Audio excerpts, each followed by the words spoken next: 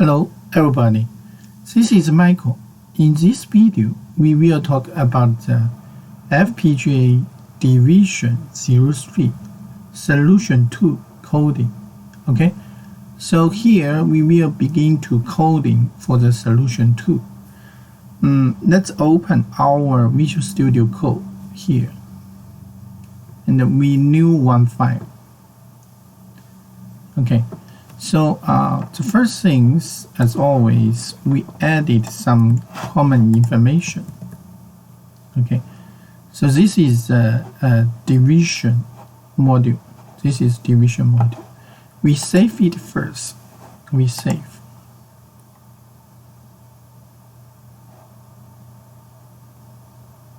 Okay, we will save it into this folder. We will save it into this folder. We copy it and put it here. Paste. Okay, we will save it into this folder. The file's name is div.v. Okay, save it. Okay, so next we will define the module name and the module interface. So from previous video we have the system block like this. Okay, so this is the interface. This is the interface. We change a little bit. We added two more interface. The first one is enable input signal. Okay, enable input signal. The second one is done output signal. So this input signal is enable the module, is to start the module. The done signal, the done output signal is to tell other module I already finished the calculation. Okay, so let's take a look how we write it in our code. Okay, so we will write it like this. Module name, division. Okay, input clock, input reset, and this is input enable. This is input A input and input B. We match here input A, input B, and input enable, input clock, input reset. Okay, and here is output done, output C, output D. We match here output done, output C, output D. Okay, so notice one thing, we defined all the data is 8-bit from 0 to 7, from 0 to 7. Okay, from 0 to 7, from 0 to 7.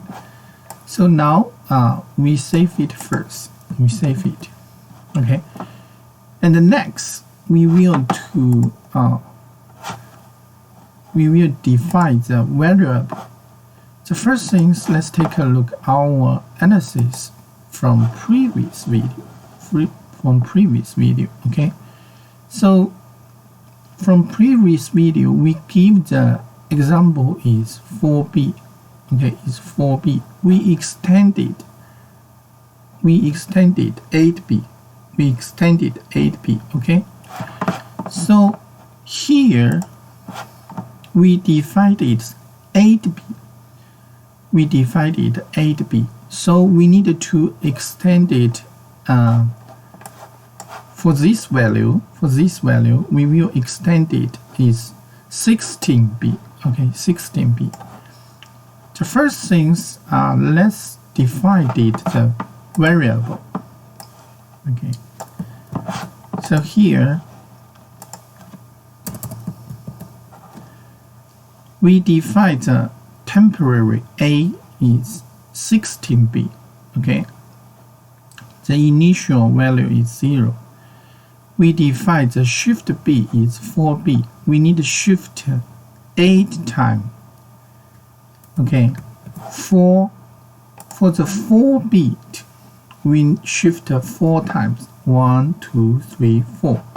For the 8-bit, for 8-bit input, we need a shift is 8-bit, 8 times. So we divide it is 4-bit from 0 to 3. This is the shift bit times. Okay. Next, we will define the state variable. We use the state machine to implement the code. So we need to define these two variables: current state, next state. Okay. We will define the state parameter. Next, we will define the state parameter. This is idle state. This is calculation state. And this is done state. Okay? So this is the status for the status machine. Okay? So next, we will use the 3 always block to describe the state machine. So the first always block is always like this. Take a look. So this is the first always block. For this always block is always just shift the next state into the current state. Okay. And the next, this next will be the second always block. The second always block will describe the status switch, how we switch the status between the status. Okay.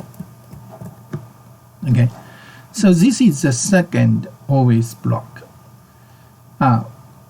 If the current state is idle state, we will check the enable input signal.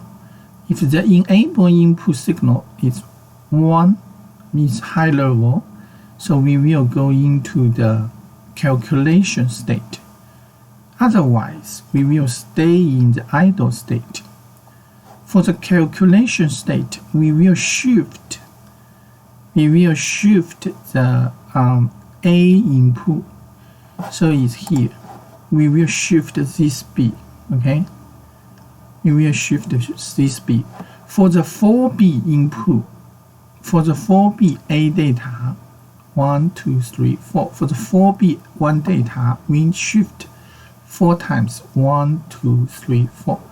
For the 8B inputs data, we need to shift 8 times. So this one is 7. This one is 7 from 0 to 7. Okay? From 0 to 7, we shift 8 times. If less than 7, we will keep into the calculation state.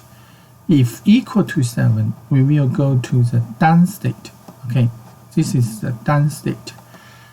Okay, so this is the second always block. It will describe how we switch state between the status. Okay, how we switch the status according different condition. This is input condition. This is shift B condition. Okay, so this is the second always block. Let's take a look at the last always block. Okay, so this will be the last always block. This is the third always block. Okay, when the system is reset, we implement the reset task. In the idle state, we implement the idle task. In the calculation state, we implement the calculation start. And this is the done task, calculation task, idle task. Okay, for the default situation, we use the idle task. Okay, so next step, let's take a look at the reset state. Reset task. For the reset task, is very simple. We just initial every variable. So the shift B is 40. Temporary A is the temporary A is 0. It should be temporary A. It should be 60B. Okay. Temporary A is shifted 60B. The temporary A will extend A to 60B. Okay, because the input A is 8B. Okay. The down signal is 1B0. The C output is 8B0, and D output is 8B0. So this is the reset task. Next, we will handle the idle task. The idle task has one different. This is the idle task. The most different is this temporary A. The temporary A. The temporary A will receive the A input as the lower 8B. Put the higher 8B is 0. So it means we extend A from 8B to 16B. Okay? So it will match our analysis here. So this is original 4B. This is original 4B. We extended is 8B here. For the 8B input, we extended to 16B. So this is 8B input. We added 8 more B. Okay, we added 8B here. So extend it to 16B. Okay. So this is the idle task. The other things is the same with the reset task. Okay. The other things is same with the reset task. Okay, this is the idle task. The most important things, we take a look at the calculation task. For the calculation, okay, this is the calculation task. We will compare the temporary A high 8B. If it is greater or equal to B input, then we will minus the B input from the highest 8B, and then we will plus 1. After we plus 1, we shift 1B left. Okay? So if this one less than B input, we just shift the temporary A. Left shift the temporary A. Okay? After this, we increase the shift B by 1. So this position, this code will match our analysis here. Okay? And this code will match our analysis here or here. Okay? So this shift B is to remember we shift how many times. Okay? So this is the most important calculate task. Okay? So next, we will check the done task. The done task is very simple. We just output the lowest B as C output. We output the highest B, 8B, as D output, and then we put the down signal as 1. Okay, so here it will match this position. Okay, this is D and this is C. Okay. So this is the done task. And the last things we need to edit the end module. We edit the end module. So this is the end module. Okay, so let's go to review it again to take a look at our code. Okay. Okay, so this is the interface. This is input clock, input reset, input enable, input A, input B, output done, output C, and output D. This is 8B, 8B. Okay, this is shift B define. Temporary A, extend the A input. Current state, next state. Status define, status define. Idle, calculation, done. This is a first OS block. Switch the status. This is a second OS block. Switch from idle to calculation to done according different condition, input and shift B. This is the third OS block to handle the different tasks for different status. Okay, this is the status, reset all the value. This is idle task to get the input A.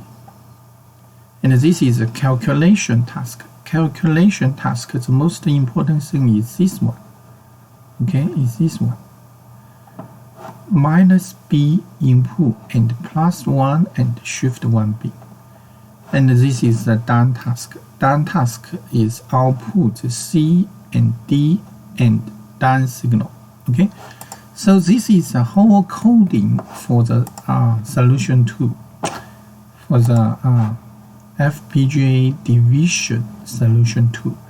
Okay, so next time and we will do the simulation, and also we will check the FPGA resource to take a look how much resource the solution 2 will cost.